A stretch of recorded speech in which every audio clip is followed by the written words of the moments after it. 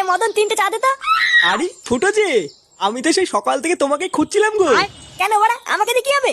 হ্যাঁ রে মদন, তুই আবার হঠাৎ ফুটোকে খুঁজছিলিস কেন? আরে পল্টু কি হয়েছে জানো? আজকে সকালবেলায় ফুটো শালা এসেছিল আমার দোকানে। হ্যাঁ, তাই এসেছিল তো কি হয়েছে?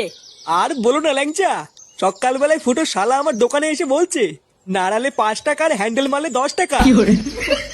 আমার বউটাও দুদিন ধরে বাপের বাড়ি গেছে, তাই এই সুযোগে ফুটো শালার কাছ থেকে 10 টাকা দিয়ে হালকা করে একটু হ্যান্ডেল মারিয়ে নিলাম।